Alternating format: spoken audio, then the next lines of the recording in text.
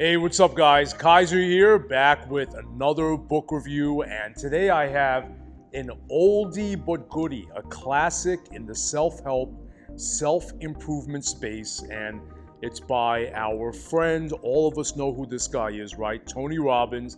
It's his first major book years ago. It's got to be at least 20 years old. It's Awaken the Giant Within. Now, before you think that, I don't know, that I've kind of gotten too new agey and I'm talking too much about self-improvement, where there is a lot of bad in that area, there is a lot of good. And this book happens to be one of the best. It's definitely a classic in the space, and it's something everybody should pick up. I think it's shaped a lot of self-help and self-improvement for the past 20 years. And again, like I said, a lot of it's gone in bad directions with the internet these days. You see all kinds of weird stuff all over the place. But this was one of the books, and Tony was one of the guys that started it all. In these book reviews in general, I'm not just doing them for fun for myself and not obviously doing them to waste your time. Any book that I recommend to you in these book reviews is, has the potential to be life-changing. So that's kind of the way I feel about this book. And even beyond that, it'll help you understand the world we live in today and what started the human potential movement, or the modern human potential movement. It existed, of course, before Tony.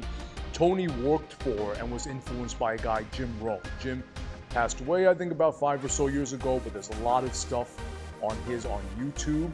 It's both career and life and mental health related. You should definitely check that out. And Tony took it to another level. He took it mass market.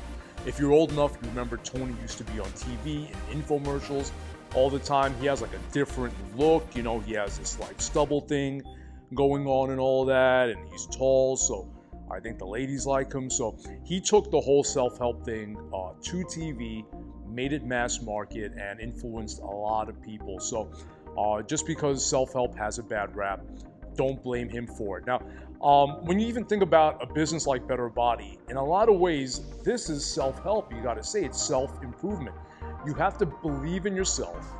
You have to believe in an elusive result, something that's somewhere out there, months, even years in the future, and you have to work for it, and you have to motivate yourself for it.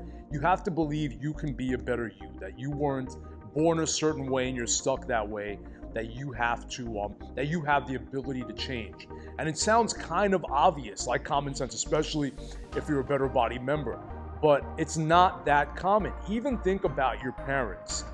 When you talk about something like regular exercise, these are like foreign concepts to people of a certain age. It's almost like you're speaking a different language. Like, I know if I speak to my parents about it, or if you speak to certain people of a certain age, the idea that you're gonna go sweat, pump some iron, lift some weights, work your body parts, it sounds borderline ridiculous to them.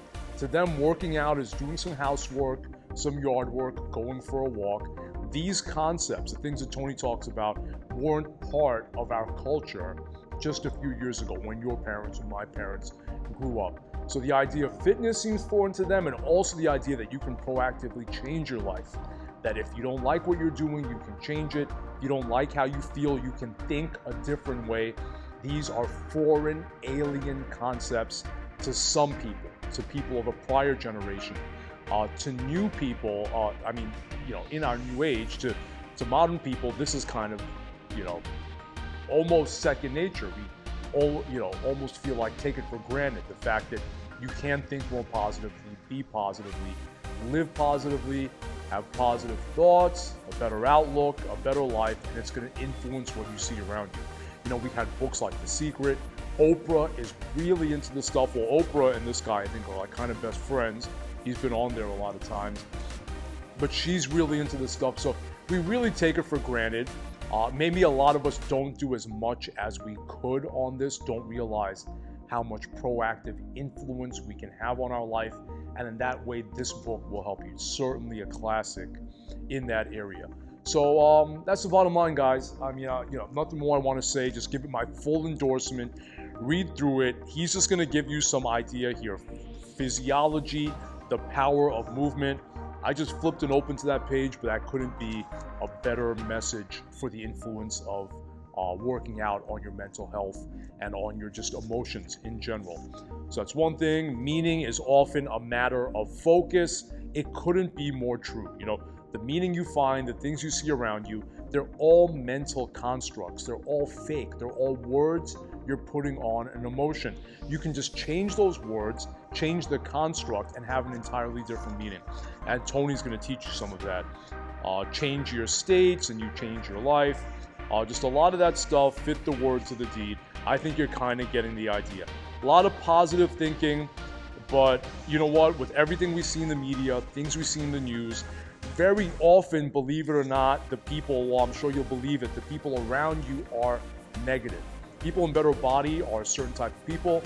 They can believe that we can change and improve. So these are not going to be generally negative people, but outside of here, people you see at work, people you interact with every day, they're not happy people. By definition, 50% of people are unhappy. So, if you're not careful, if you're not proactive about your mental state, then people will take it down if you let them. So, yeah, I mean, I don't know what more I can say about it. For me, it was a life-changing book. I remember years ago, I had almost a very clear idea of where I was the moment I found the book. I remember discovering the book, picking it up, reading it, completely devouring it, making tons of changes in my life. My only regret is not going back to it enough. So I have a fresh copy of it.